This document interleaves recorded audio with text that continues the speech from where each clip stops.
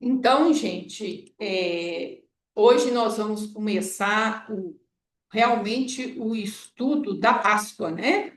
A Páscoa em si mesma, ok? Pode ir. E quando comiam, Jesus tomou o pão e, abençoando-o, partiu e o deu aos discípulos e disse: Tomai, comei, isto é o meu corpo. E tomando o cálice e dando graças, deu-lhe, dizendo: Bebei dele todos, porque isto é o meu sangue, o sangue do Novo Testamento, que é derramado por muitos para a remissão dos pecados. E digo-vos que desde agora não beberei deste fruto da vide, até aquele dia em que o beba novo convosco no reino de meu Pai. E tendo cantado o hino, saíram para o Monte das Oliveiras. Então, gente, eu fiz uma escolha aqui que eu explicar para vocês o que que é. Porque esse versículo do começo e o do fim, nenhum dos dois todos os dois é pequeno e mais fácil de explicar.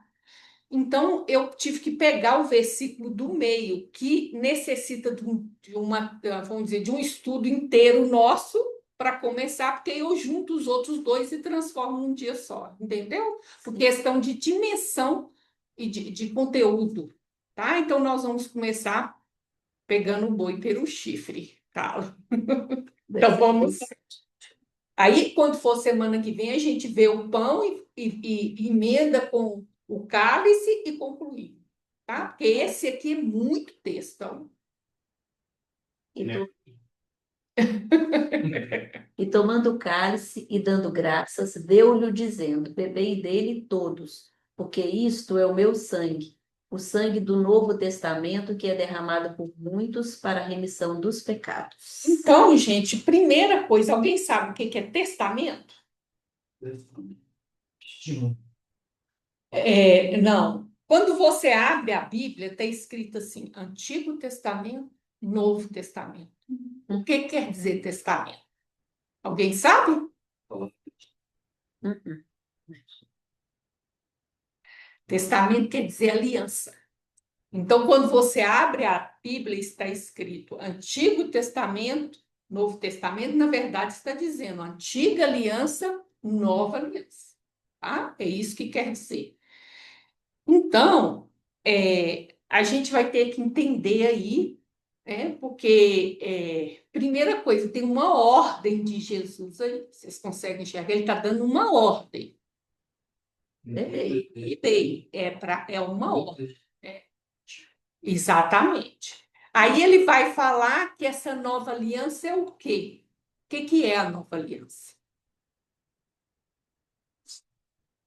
Isso é para quê? Eu estou perguntando o quê? Hã? No Novo O- Testamento é a mesma coisa de nova aliança. Pode falar. É o sangue? O sangue, exatamente. O o meu sangue, o sangue do Novo Testamento, que é derramado para a remissão. Então, a remissão dos pecados, Marcela, é para quê? Então, isso é que nós vamos tentar entender antes, mas antes disso, nós vamos complicar mais um tiquinho. Vamos ver Lucas. Semelhantemente, tomou o cálice depois da ceia, dizendo: Este cálice é o Novo Testamento no meu sangue, que é derramado por vós. Então, a primeira coisa que a gente precisa saber é que tem 4 relatos da última ceia, tá? Tem o relato de Marcos, o relato de Mateus, o relato de Lucas e de 1 Coríntios, capítulo 11. Eu não trouxe o de Marcos porque ele é exatamente igual ao de Mateus, tirando a remissão dos pecados. Então, ele é menor. Não, é menor. Quando a gente chegar lá, nós vamos ver por quê. Ok? Deixa João quieto. Então, e o de Lucas é igualzinho do 1 Coríntios. Então, não tem por que eu colocar o do 1 Coríntios, que as palavras, inclusive, são as mesmas, mas são 4 relatos. Ok? Então, o que acontece? Vocês percebem a diferença entre Mateus e Lucas? Deixa eu só explicar uma coisa, Marcelo. A gente já estudou há bem tempo atrás que o Evangelho de João é completamente diferente do sinótico. A gente nunca compara, porque um mostra Jesus, outro mostra o Cristo. Às vezes eu trago informação do Evangelho de João aqui para textualizar, mas não dá para estudar os sinóticos, que são os três evangelhos, comparando ele com o de João, ok? Exatamente. O raciocínio é diferente. É exatamente. Um fala do Cristo, o outro fala do Jesus. Ok? Nós vamos estudar, João. Deixa eu chegar lá. Então, vocês conseguem ver a diferença do relato de Lucas para Mateus?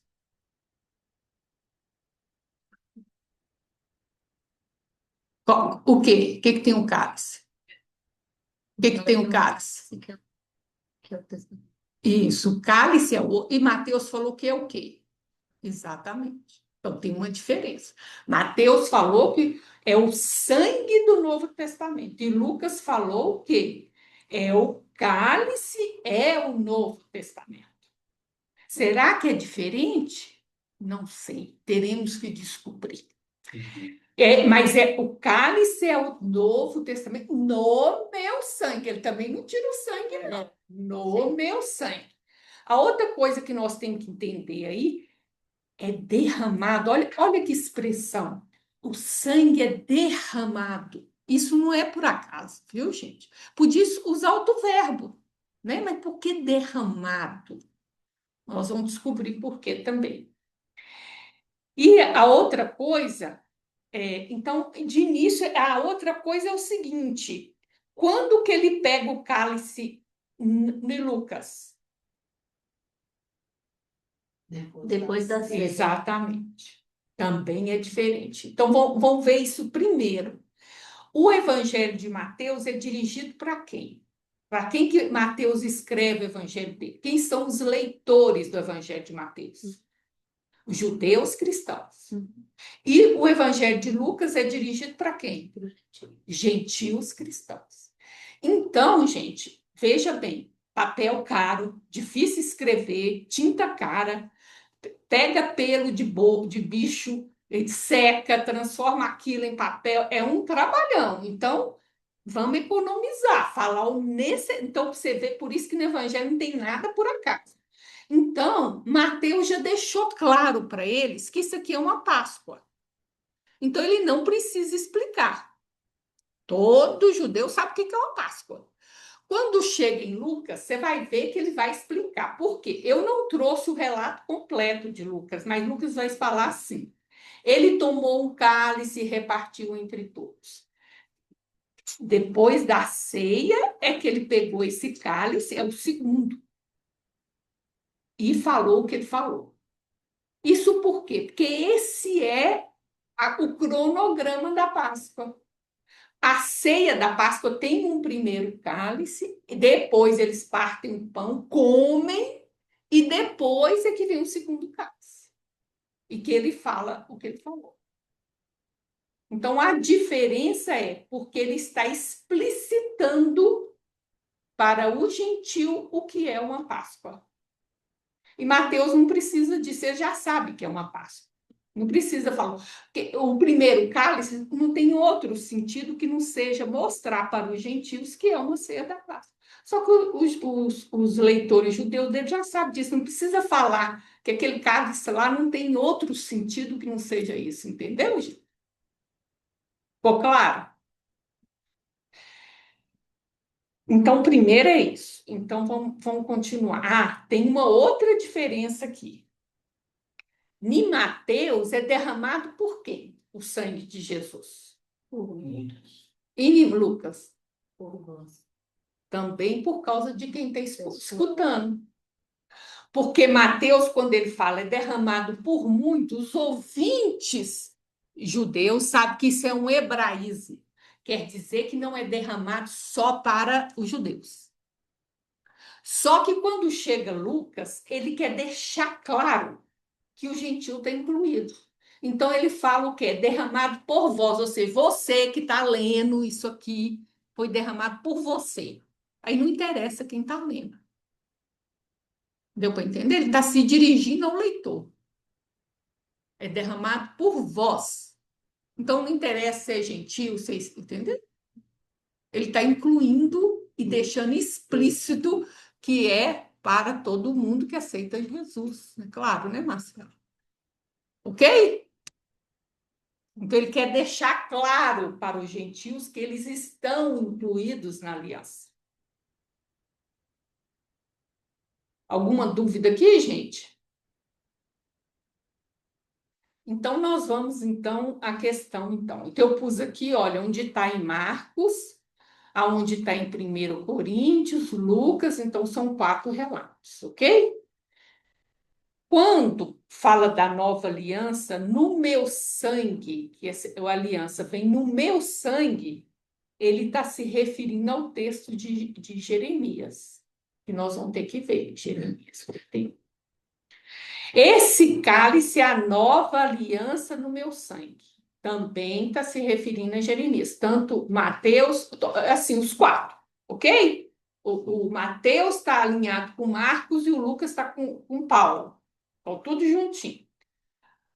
Quando fala do sangue, a ênfase de Mateus é no conteúdo do cálice, correto? Porque o vinho ali, por que o vinho ele tem como símbolo, ele pode, ele tem, ou seja, o sangue pode ter como símbolo o vinho. Alguém sabe? Qual que é a cor do vinho? E além disso, como é que você faz o vinho? Macerando. Então, por causa dessas duas coisas, o vinho é associado com sangue. Quando Jesus fala, beba o meu sangue, o que está lá no cálice é o vinho, gente. Ele está fazendo uma metáfora, ok? Então, o conteúdo, a ênfase de Mateus é no conteúdo do cálice. Ou seja, o sacrifício de Jesus é que sela a aliança. Ele está se referindo ao Êxodo 24, que nós vamos ter que ver. Mas o Lucas não se refere ao Êxodo, porque a ênfase dele é no cálice. Lá no Êxodo não tem cálice. Então, Mateus e Marcos se referem ao Êxodo, tá? No cálice é o ato de beber o vinho que faz com que a gente entre e participe no sangue da aliança. Aí nós vamos ter que descobrir o que é esse cálice. Ok? E a remissão dos pecados, Isaías 53, que tem a ver também com essa questão do sacrifício do sangue, também tem a ver com Isaías 53. Então, são muitos textos que a gente tem que ver. Entendeu, gente? E a hora que não entender, vocês perguntam, porque o negócio vai complicando. Isso aqui é que nem matemática. Você perdeu um pedaço, ok? Lembra que a cara sua não está aparecendo aqui na internet. Tá ok. Tony, então, participe da vinho, relata com sangue, que tem a ver com esse conhecimento todo que você transmitiu para nós. Nada a ver. No 14. Estou brincando. Não, não, calma. O sentido da missa vamos dizer, reviver no material o que foi a última ceia. A interpretação, não sei, só você estudando com eles. Porque para eles, Jesus é um sacrifício expiatório. Nós não aceitamos essa explicação. Ok? Então, nós não vamos mexer com o catolicismo. Mas o sentido da missa é fazer simbolicamente o que Jesus fez. Partir o pão, ele parte a hóstia. Venha o vinho, é o sangue. É como se ele fizesse a encenação para relembrar os crentes o que está acontecendo. Ok? E nós não vamos entrar nessa questão da expiação, porque a gente não acredita que Jesus morreu expiando os nossos pecados e que você agora está inocente e todo mundo que nascer no futuro vai estar inocente. Isso não existe. Você vai ter que resolver os seus pecados por você mesmo. É isso aí. Então a gente não vai tentar entender da onde eles tiraram isso, porque nós não somos católicos. Nós vamos pelo viés que a gente. Ok? Não adianta a gente ir para ficar estudando o que não é. É melhor a gente estudar o que a gente entende Entende que que é. Vamos fazer bagunça, né? Ok. Então, gente, lá em Mateus 1:21, quando o anjo aparece para Maria e fala que ela vai ter um filho, ele fala assim: e darás um filho e chamará o seu nome de Jesus, porque ele salvará o povo de seus pecados. Essa é a missão de Jesus. Jesus, em hebraico, é Yeshua, que quer dizer salvação. Então, o nome fala a função da pessoa. O nome de Jesus é salvação. E qual que é a missão desse? Salvar o povo dos seus pecados. Ok? E aqui nós vamos ter que estudar o sentido da cruz, por causa de Mateus. Quando ele fala que o sentido da cruz é a remissão dos pecados, nós vamos ter que estudar hoje a cruz que ainda não aconteceu. Aí não vai ter jeito, ok, gente? A segunda coisa que a gente precisa entender, o que é sangue? Lá em Levítico 17:11, fala assim, que a vida da carne está no sangue. Então, você imagina, aqui, Levítico, é, o pessoal está no deserto, né? Então, o que eles entendem? Por exemplo, eu levo uma facada, o sangue escorre, eu morro. Então, onde é que está a vida? O sangue. E é por isso que eles não podem beber o sangue do bichinho, porque não pode beber a vida, né? Pode comer a carne.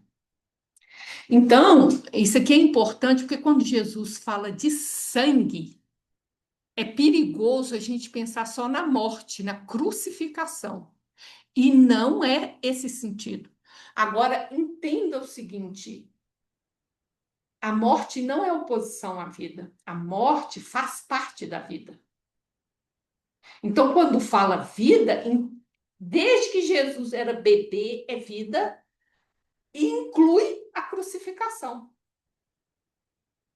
Vocês conseguem entender isso? Morte não é o oposto de vida, morte é o oposto de renascer. A cruz de Jesus faz parte da vida dele. Então, quando eu falar a vida de Jesus, inclusive a cruz. Sangue é isso.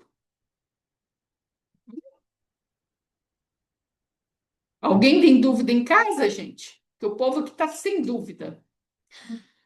Depois que ele morreu e ressuscitou, não tem luz. Agora ele tá ao lado direito do Pai. Então, gente, Sobral, nós vamos ver o seguinte: ele vai explicar para nós. Ó, o cálice representa sofrimento, compromisso, responsabilidade, ou seja, dever. E no seu interior, o vinho da espiritualização resultante dessas experiências. Então, vamos entender o seguinte: olha bem, quando Mateus fala que a nova aliança ela vem pelo sangue, ele quer dizer pela vida de Jesus. Vida e morte, vão incluir a crucificação. Quando ele fala que é o cálice do Novo Testamento no meu sangue, ele está falando que a aliança vem pela experiência, a aceitação da experiência de Jesus na vida e morte. Ou, em resumo, é a mesma coisa. Deu para entender?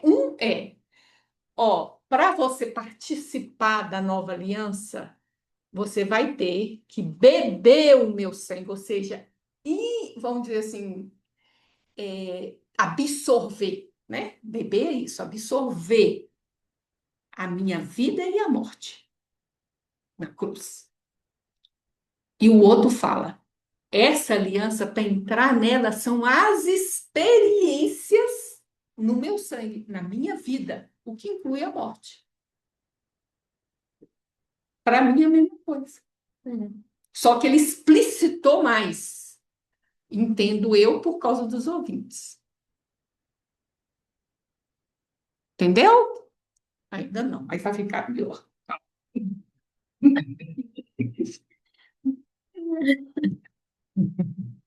Então, vamos lá para o Êxodo 24, para a gente ver o texto, né? Então, vamos entender primeiro que o livro do Êxodo, ele tem um pedaço dele, do 19 até o 24, que é chamado Livro da Aliança, ou do Testamento, Livro da Aliança. Quando chega, vamos dizer, o povo sai, é liberto do Egito, demora 50 dias, eles chegam no Sinai. Chega lá, vai acontecer o que Deus vai falar com todo o povo. Do capítulo 19 a 23, é Deus falando os 10 mandamentos e várias leis, civil, religiosa e social. Do capítulo 19 ao 23, ok? Quando chega no 24, Deus vai propor aliança. Aí vai aparecer para nós o rito da aliança, ok? Aí Moisés sobe de novo o Monte Horebe, que quer dizer Sinai do mesmo jeito, é o mesmo monte. Sobe, fica 40 dias lá, Deus explicando o tabernáculo, como é para fazer a arca, o funcionamento. Lá embaixo, o bicho pegando. O povo fazendo o quê? Bezerro de ouro. Aí no final do 24 ao 30, é isso, Deus conversando com ele lá sobre mandamento, sobre o tabernáculo e tal. Quando chega no 31, o dedo de Deus escreve os 10 mandamentos. O que é isso? É a mediunidade de Escrita direta. Entendeu? Escrita direta. Ele escreve. Aí Moisés pega as duas tabuzinhas, desce do monte todo feliz, chega lá embaixo, o bezerro de ouro. O que Moisés faz? Quebra as pedras. Quebra as pedras. Não, ele joga no céu, ele quebra ela mesmo. Quebra as tábuas. Aí do 32 até o 33 é ele resolvendo esse problema do bezerro de ouro. Chega no 34, ele sobe de novo no Monte Horebe com as tábuas. Aí Deus, agora eu falo, tu escreve. Foi ele que escreveu os 10 mandamentos, ok?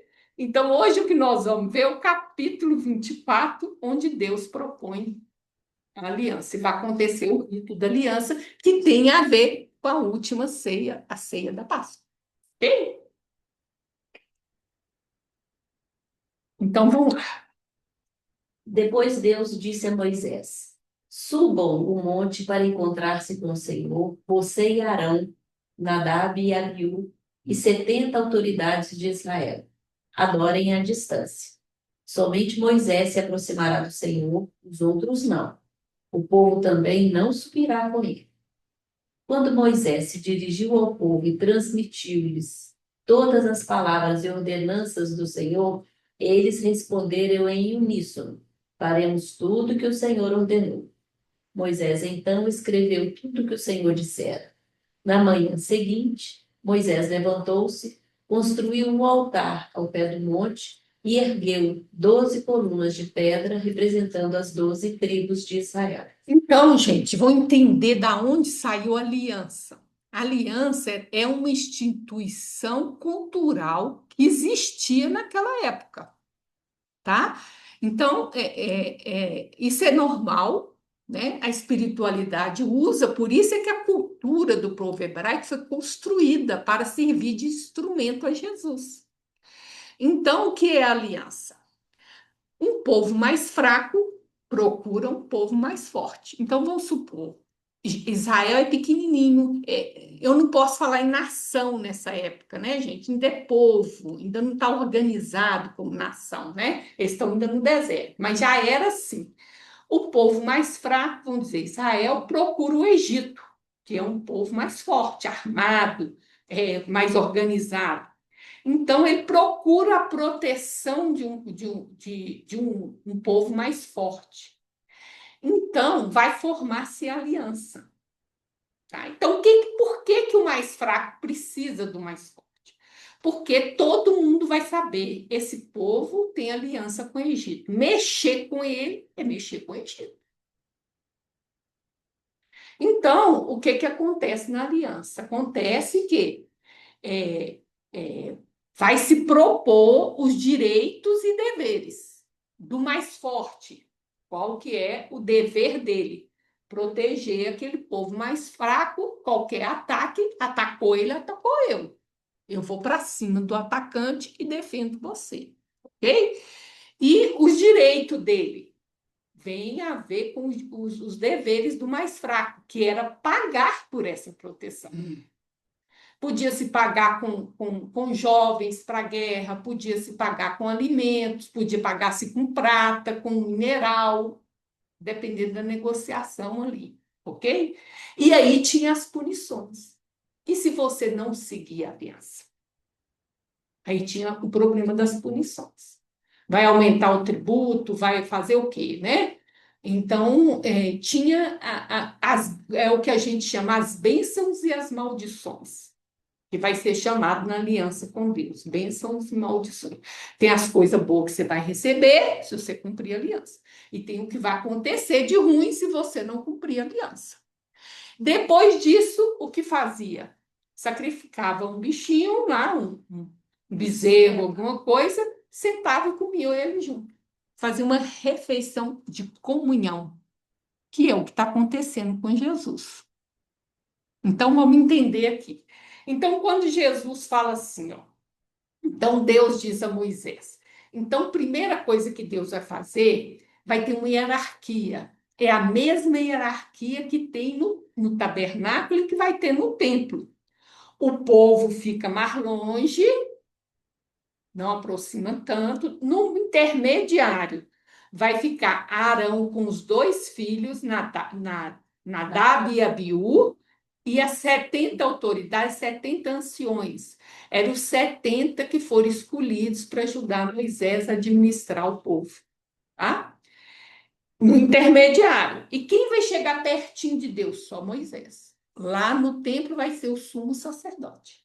Ok? Então, existe uma hierarquia de aproximação de Deus.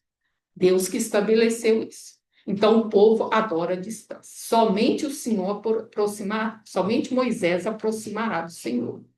Ok? E o povo não vai subir com ele. O povo vai ficar no pé do monte, mais longe.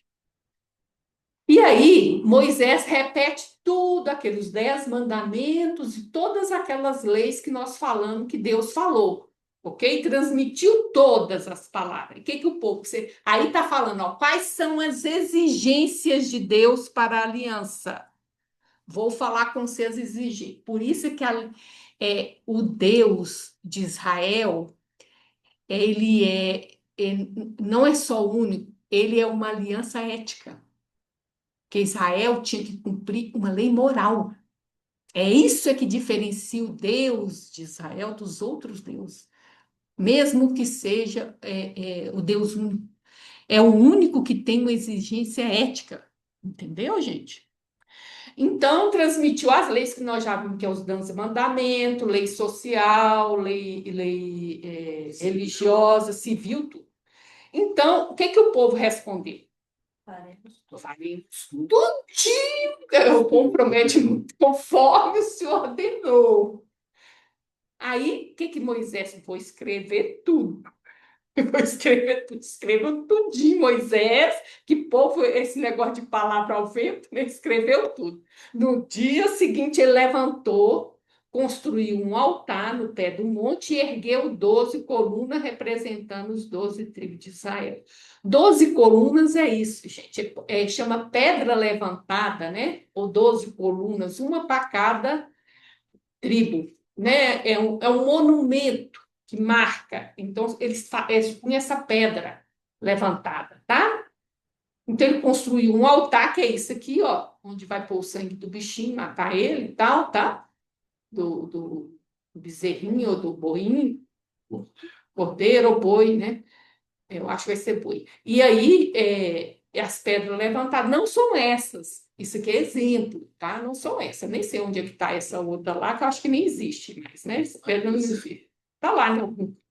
Ou até já foi. Em seguida, enviou jovens israelitas que ofereceram holocaustos e novilhos como sacrifícios de comunhão ao Senhor. Moisés colocou metade do sangue em tigelas e a outra metade derramou sobre o altar. Olha o verbo aí. Entendeu? Agora é o interessante. Aí fala de sacrifício de expiação.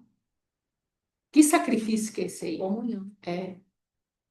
Não é de expiação, não. É de comunhão. Qual que é a diferença?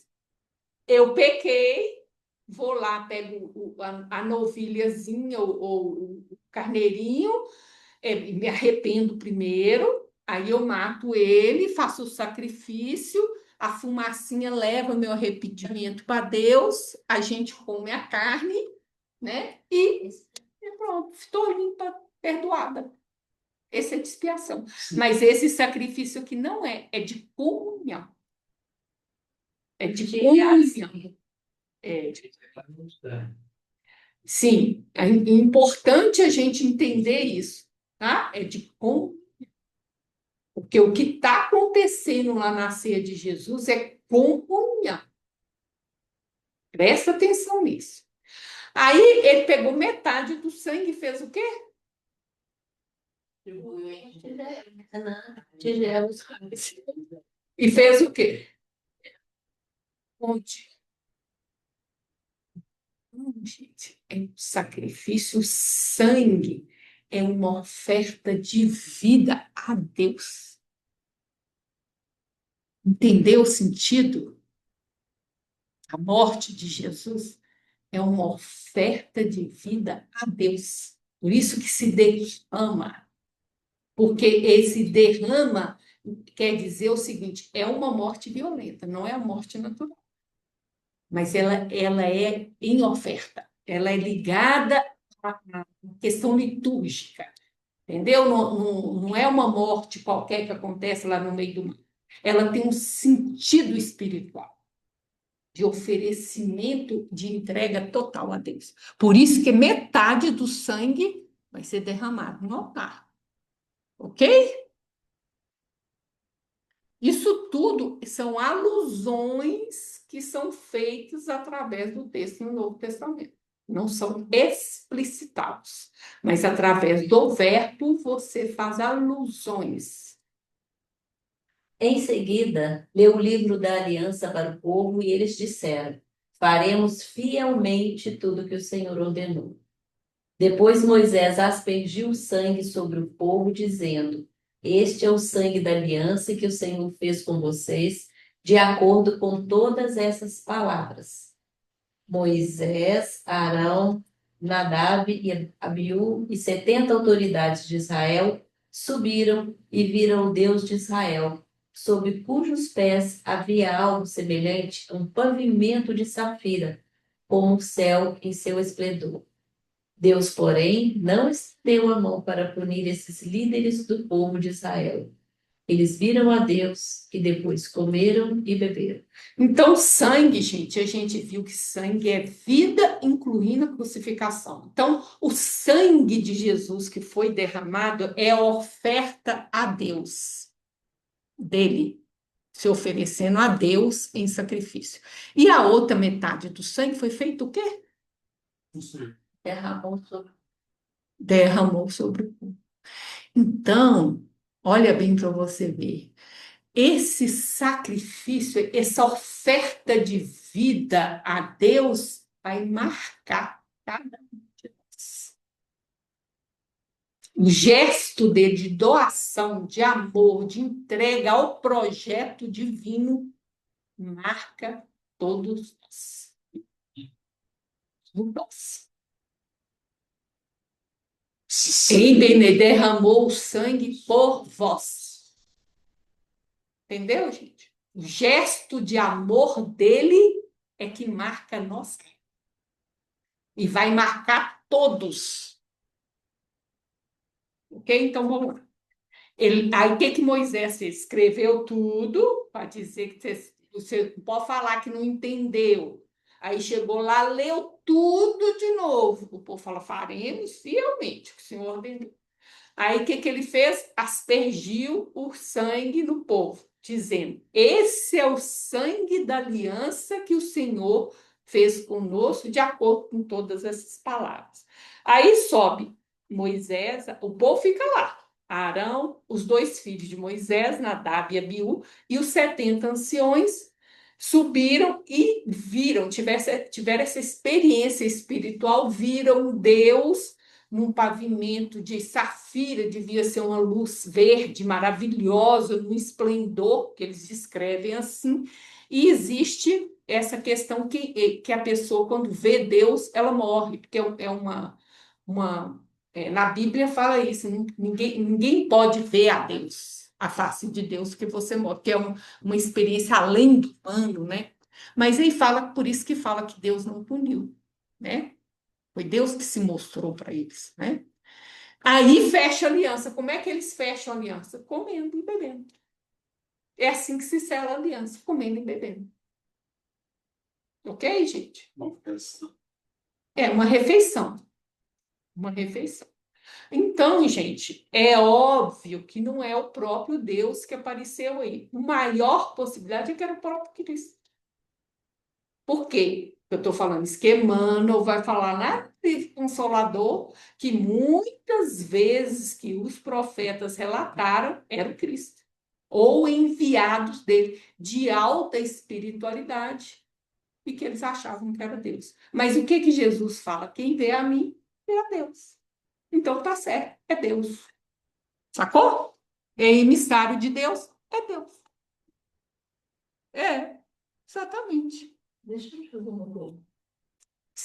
Para a gente estudar isso tudo que você traz aqui, o que que a gente tem de livro, de apostila, aonde que a gente vai? Qual é a fonte? Ah, você pede para as meninas que tem um PowerPoint enorme por aí rodando, que eu expliquei isso, já dei essa explicação umas 10 vezes. Pergunta para qual?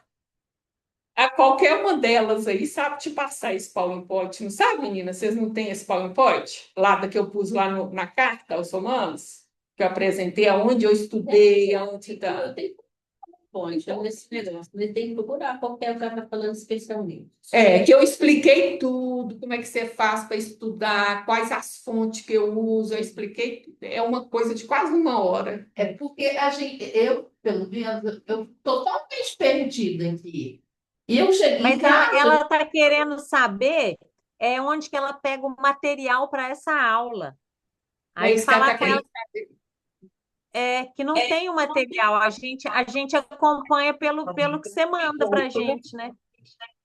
De novo, eu entendi a pergunta dela melhor que eu sei, Julinha. E foi por isso que já me fizeram essa pergunta tantas vezes. Aí eu falava, aí chegava outra turma e perguntava, aí eu falava, aí eu fiz um PowerPoint, disponibilizei o PowerPoint, coloquei todas as fontes aonde eu até vou no grupo de novo. no link. Então, só explicar, você está gravando aqui, não estou perdendo tempo. Então, gente, eu fiz o PowerPoint, coloquei cada lugar, aonde eu pesquiso, aonde eu estudei, coloquei os links nos slides. É só pedir para as meninas, depois que terminar a aula, você conversa com qual delas disponibiliza para o site. Entendeu? Porque não é uma resposta simples. É uma resposta e eu deixei completo, para não dizer que eu omiti qualquer coisa. Ok, gente? Então, vão em frente, vão lá. Estão chegando os Aí, dias. só explicar, gente. Agora nós vamos ver o que é a nova aliança. Então, o povo estava no exílio. Foi profetizado por Jeremias o exílio.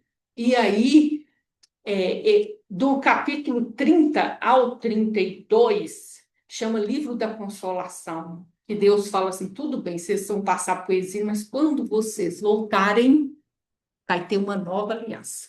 E é o que Jesus vai fazer. Ok? Estão chegando os dias, declara o Senhor, quando farei uma nova aliança com a comunidade de Israel e com a comunidade de Judá. Não será como a aliança que fiz com seus antepassados, quando os tomei pela mão para tirá-los do Egito, porque quebraram a minha aliança, apesar de eu ser o Senhor deles, diz o Senhor. Esta é a aliança que farei com a comunidade de Israel depois daqueles dias, declara o Senhor. Porei a minha lei no íntimo deles e a escreverei nos seus corações. Serei o Deus deles e eles serão o meu povo. Ninguém mais ensinará ao seu próximo nem ao seu irmão, dizendo: Conheça o Senhor, porque todos eles me conhecerão, desde o menor até o maior, diz o Senhor.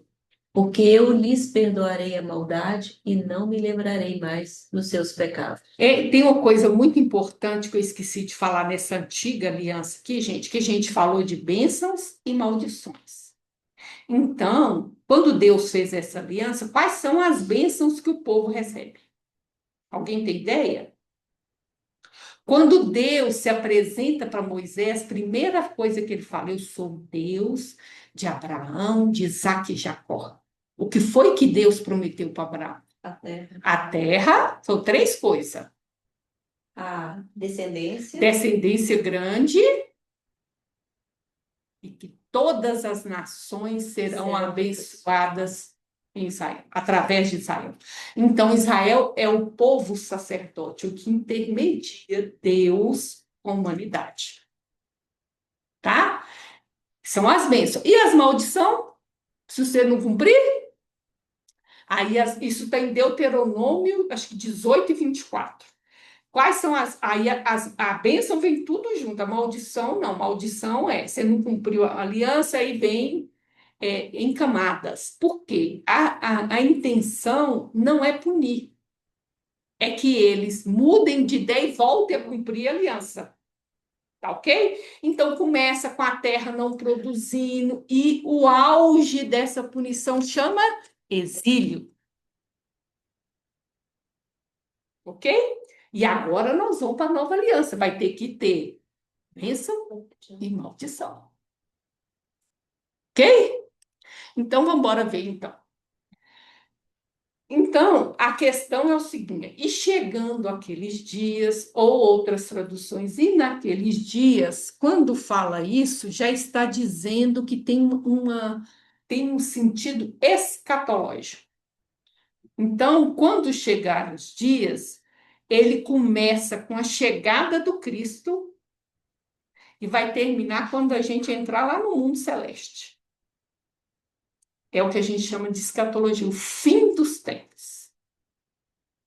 Quando a gente conseguir cumprir todo o projeto do Cristo, a gente chegou, está preparado para entrar no mundo celeste, ok? É o que a gente chama do já e ainda não.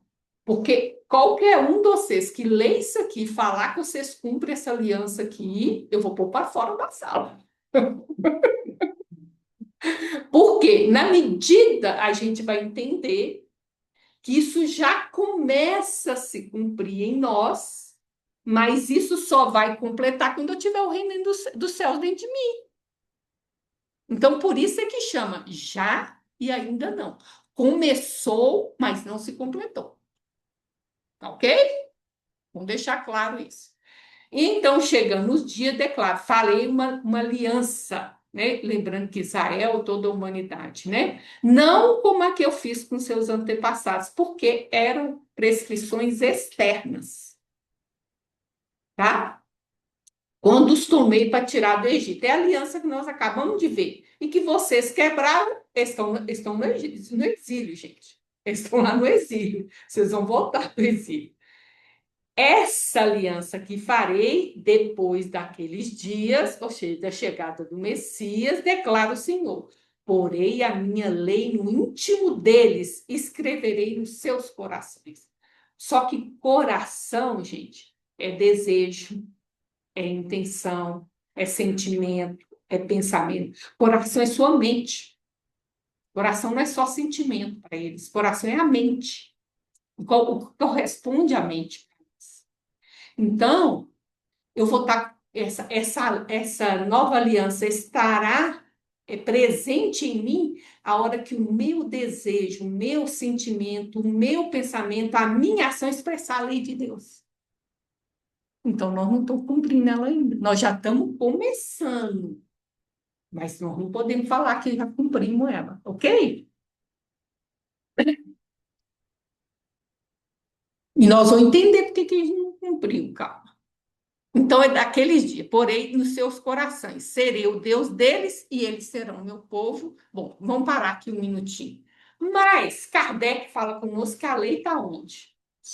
Qual consciência?